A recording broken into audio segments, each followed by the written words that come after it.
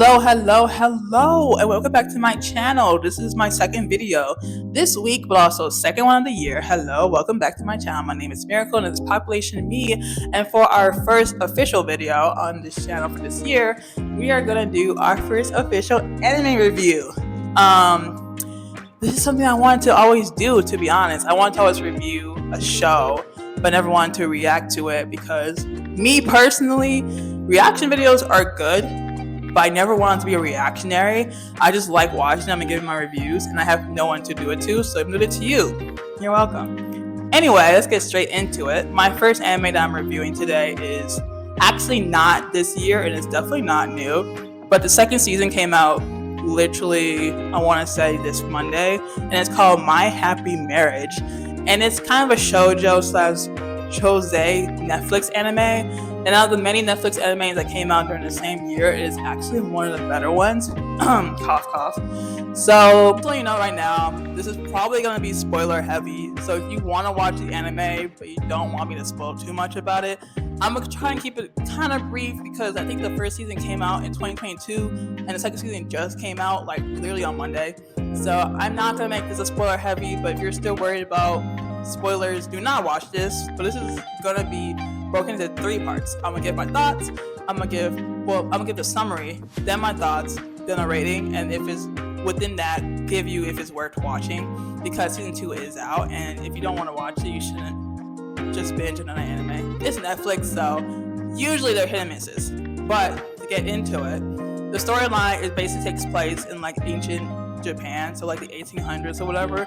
And there's this main girl named Mio who is part of a rich family. She grows up in this wealthy family. She has a mom, she has a dad, all is well, or so it seems. Her mom ends up dying when she was really young. I think she dies from like an illness or something, but she died, she croaked away, and the dad always saw his daughter as a burden. I don't know why, it's not really explained at the moment, but he always saw her as a burden, so he pushed her away to be more of a servant. So from that day point on, for years later, she was used and basically abused emotionally, physically, verbally to be a servant, nothing more. Her room was given up to be in a servant area. Even the dad remarried to be with a new woman, and they had a new kid. And this kid was literally a typical blue-eyed, blonde hair girly name. She was named Kaya, and she became into this family, and she was like the love child, basically. She was the one they always wanted. She was the one they pampered with. She was basically a really spoiled child, and she had no caring for her older sister, who she did see around the house, but she never cared to really be like, hey, you're my sister. She just saw her as a servant, and that's very apparent from what the parents made her think as well. So basically this show has like magical abilities, supernatural abilities, but I don't know what they call it in this world. Someone call it quirks because honestly, My Hero has the right word for it in my opinion. So I'm gonna call them quirks, even though they're not quirks. And in this world, quirks are basically given to you when you're 5 years old in the same breath. And you basically harness this ability from when you're young to when you're older, and you basically fall into like one of the attributes like lightning, fire, earth, air, telekinesis, psychosis, whatever, into something you can do. And the stronger the ability is, the stronger the family is, because the riches and the money and all this stuff basically relies on your quirk. So if your quirk is weak, like, I don't know, air, I don't know, then maybe they don't look at you like, oh, you're really famous in Japan, whatever. Point of the story is Kaya has abilities when she's really young. It's very neutral, very basic, but at the time she's able to see spirits. And because if you see spirits at such a young age, then you're told that you're given like very strong spiritual abilities when you get older, or something similar to that. Maybe it goes on to be like a little more defined, but when you're a kid, you're just given abilities. And because she's able to see it, her parents are like, oh, we gotta pamper you more, we give you more shit, like you're the golden child basically. And Mio does not get the same treatment. I think at the same time, she was a little bit older obviously than Kaya, but she does not have the abilities that Kaya has. She cannot see spirits, she cannot see anything. And at this point, she was already being treated as a servant, so she has no like nurturing of the soul to really gain these abilities, which will make more sense later why that is important. But because they don't see her as having spiritual powers or having any supernatural quirks, they just kind of stick her where the servants are and say, you're going to be over here. You're going to stay over here. You're going to do our laundry. You're going to clean up. You're going to do all this. You're not to interact with us. You are not part of this family. Fast forward, she's like older. I don't know. I want to say 16, but legally I want to say 19, to be honest with you. But essentially, she grows up and she's very timid, very quiet, and she doesn't have a voice for herself. She talks, but not very loudly, because there is no way she can stand up for herself after what she's been through her whole life. But she does have this one friend who I forgot his name, but it's basically a crush. He's from a different house. Their house is also really famous. They have like famous abilities there. I think it was telekinesis that they have. And the younger son has a crush on Mio. And Mio has a crush on him too. Of course, she doesn't ever act on it because, as I said before, traumatized, abused. So she just looks at him as a friend for the most part. And he's very generous. He's very nice. He's very kind. He does not pity her in any way, shape, or form. But he also knows he can never truly save her from her own life, because his ability was harnessed. He does have, spirit, like he does have supernatural quirks as well, but he's very weak in comparison to his older brother, who is already in the military, or is even his father, where they all share the same ability of telekinesis, right? So he can't save her from her life, but he does wish one day he can go and marry her. That way he can take her away from her own home, and he can give her a better one under his household or wherever he would marry her off to. So he goes to his dad, and he tells his dad, Dad, I want to marry this girl, And the dad is like, you thought? And essentially he's like, what? Why not? And he's like, well, you're going to marry the younger daughter, which is, I don't know, I'm going to pretend everyone's of age in the storyline. I know it's like feudal Japan, so pretend everyone's of age. They're probably not, but I'm not looking into it for y'all. And he tells his son, you're going to marry the younger daughter, the blue-eyed, blonde hair Kaya, because it'd be better for our family because she has spiritual powers, right?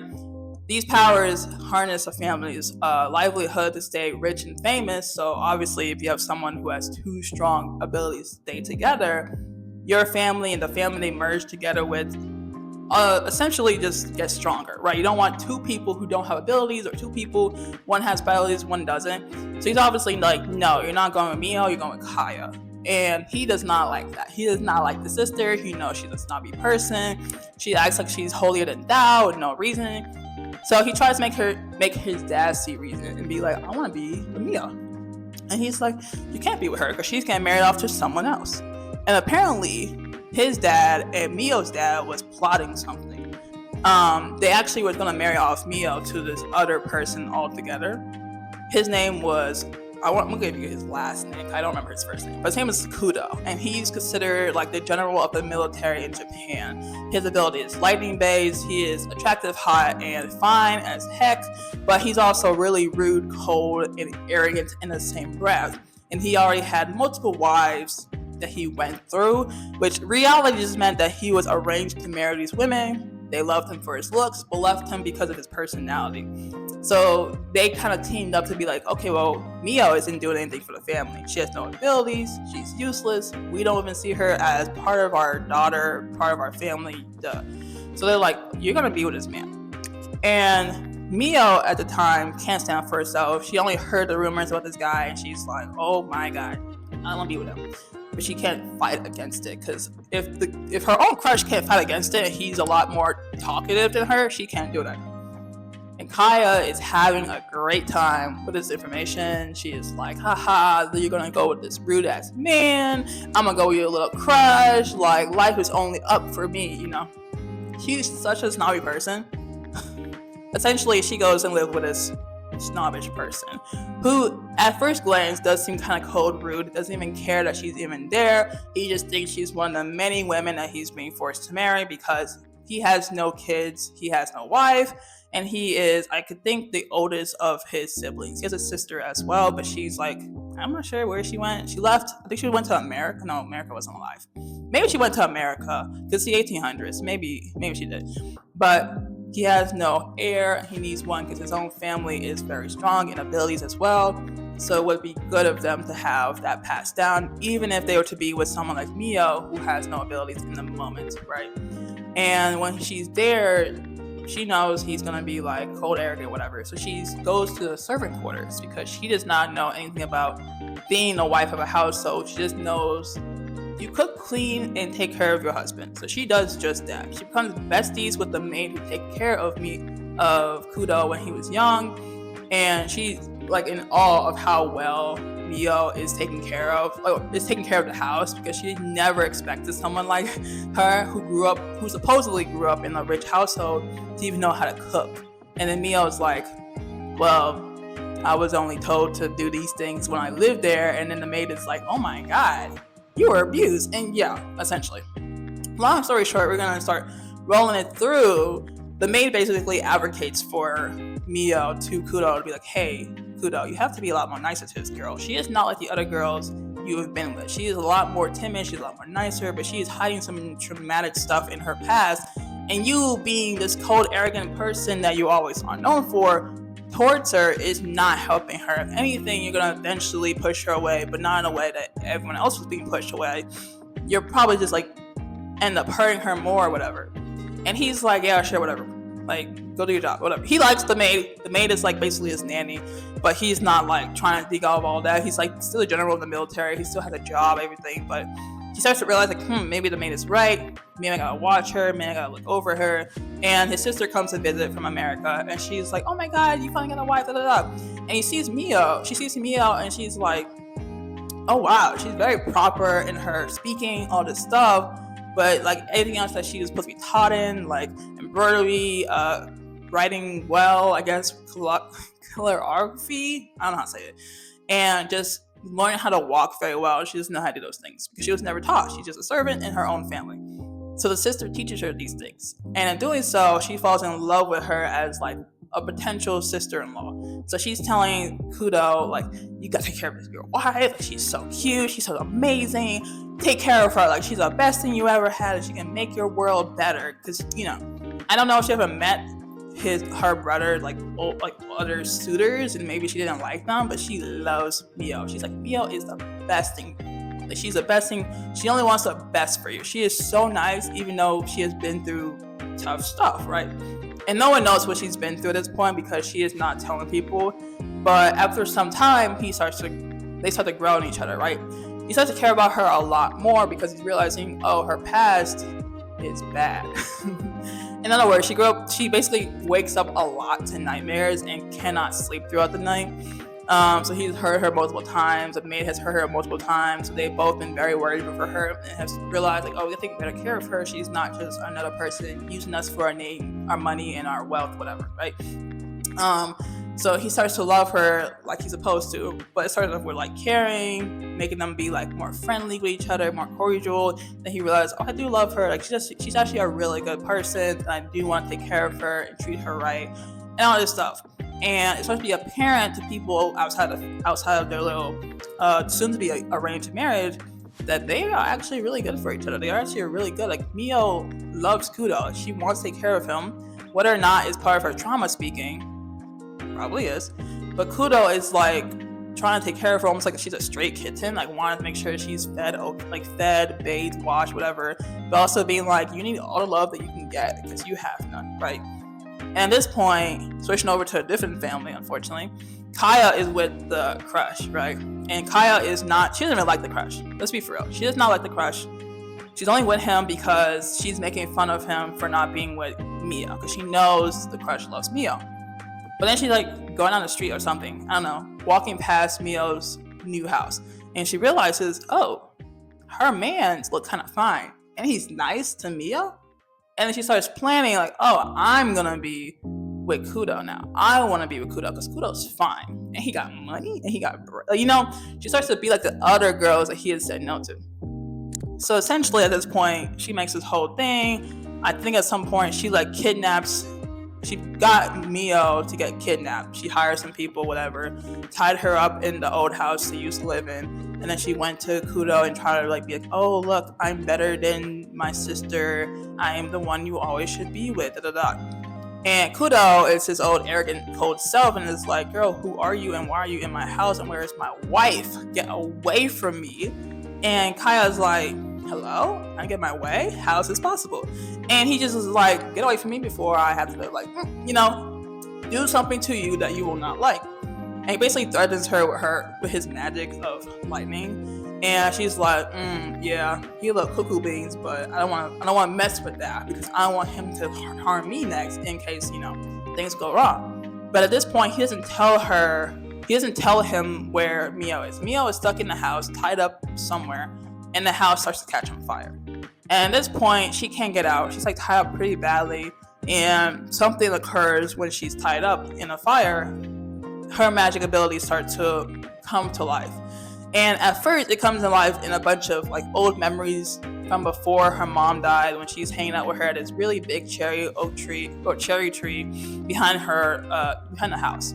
And she realizes like, oh, after the mom died, the tree gets cut down, but it has like this red sachet around the tree. I think it's red, might not even be on the tree. But the tree gets cut down, and she's just next to it, and she hears her mother's voice to it. And she is like, oh my God, like, why am I hearing this now? I've not heard my mom's voice in years. She died when I was 5, whatever. And she starts to realize, like, the whole time she's been traumatized or abused or hurt or, assaulted, whatever happened, they've been purposely making sure that her magical abilities never could have grew. Like, because in this world, if you're not taken care of or your family does not see you as a family member, basically they didn't harness any of her abilities and take care of her like they're supposed to. So her abilities stayed dormant the entire time. But the moment she got into this fire, her abilities started to grow. And her abilities are not like her sister, who can like push or pull spirits, whatever. She's a bit different, and apparently her mom's side of the family came from a long line of psychic abilities. So she can kind of like read people's minds, but also get into the spirit world as well. So she sees her mom, she talks to her, has a lovely time. She realizes like her mom was all this in a bag of chips. She was a lovely person, but she was also getting abused by the father, so that they can never like have the daughter grow up to have her abilities for some odd reason, right? Like, he does not want her to even grow up with the abilities, even though it'll make his family stronger because they would have her blood, and that blood would be making them even a bigger family. So essentially, she's still in this fire. She's going through all the emotion of the memories. She's psychic reading into her dead mother's mind. Like, it's pretty heartfelt, because you realize she never had any true love except for her new husband and her mom at the time. And now that she has all of this magic, she realized like, oh, her mom really loved her because she wanted her to learn this magic and really understand it. So the tree was her way of connecting back to her magical abilities, because that's where her mom's spirit still resides, even though the tree was cut down. A little confusing, you kind of have to watch it, but yeah. And going back to the husband, he doesn't know where Mio is. He doesn't know where she's at until the crush, who heard from Kaya, went to him. And at first, you kind of wonder, ooh, are we having a little love triangle here? Because at first you think, okay, the crush is going to want to save Mio himself, so he's going to figure out where she is and go and save her. No. He knew from the jump that he was weak, that he could not save her alone. So he went to the husband, who was a lot stronger, has a lot more wealth, can actually fight because he's in the military. He told her, like, Kaya told me this. She's here. Please save her. And he's like, okay. I mean, he says it like, okay, great. Thank you for telling me. Da, da, da. So he goes and saves Mio in the fire. The whole house burns down, but he's able to save her from it. And he saves her. He takes her home. And they realize, oh, she has psychic abilities now, but like he's still taking care of her, being like, oh my God, I can't believe this happened to you. We have to go like fight your family and all these other people who are trying to like now take you from me, because now they realize, like, oh, she's a very powerful ability. And now suitors are coming out the woodworks being like, no, let me marry her. But in reality, no one wanted her until he was like the one who was forced to marry her because he didn't want anyone himself. So let's fast forward a little bit. At this point, Mio is fine. She's healed up. She's great. Kaya is hiding somewhere because she realized her plan has foiled. She's no longer going to be with Fudo, but also she's in trouble for even trying to kill Mio. The house is burnt down, so the dad doesn't have nowhere to live, because the whole like little plot of land they had burned down because no one put the fire out. A few days later, after this whole thing happened, Mio basically gets kidnapped by this man who is like has no abilities whatsoever, but she gets kidnapped by him. And the husband's like, oh my God, I need to go save my wife, right?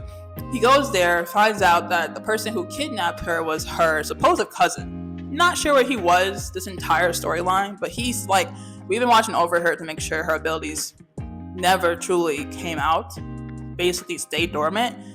But we watched over her since she was a child. And the husband was pissed.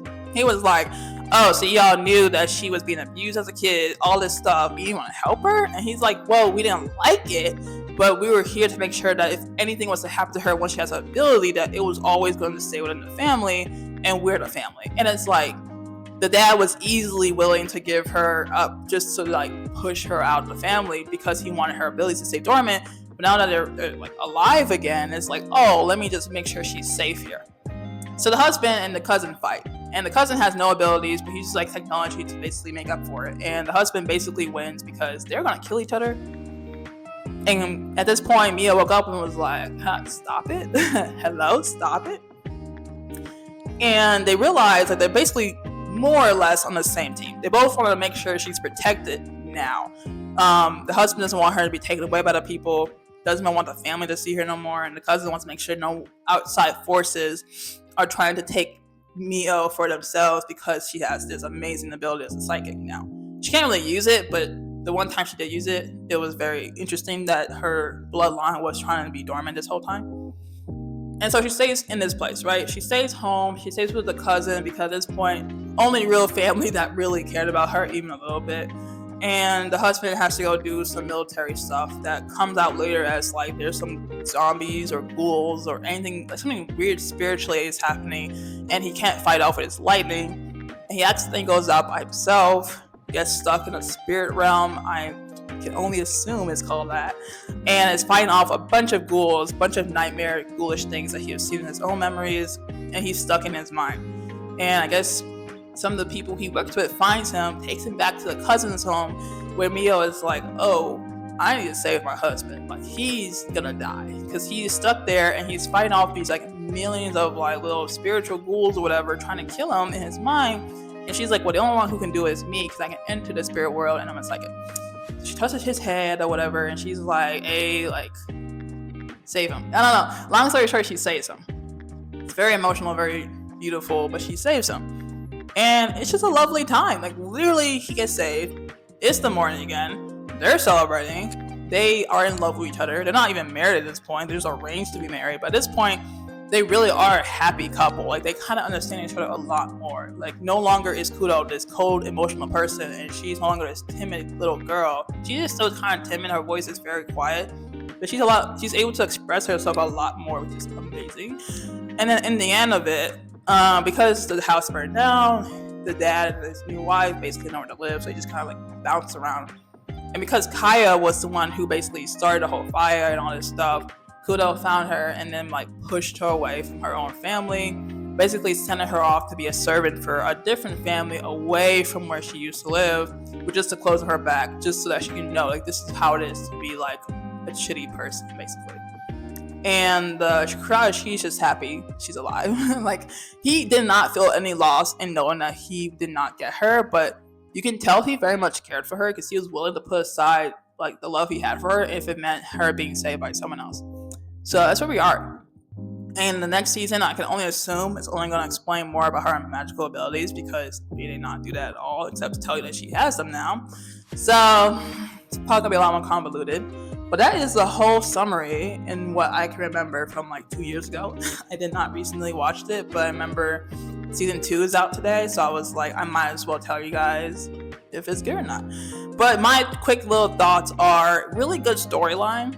I usually don't watch romance, especially on Netflix, because I don't really think I'm the right.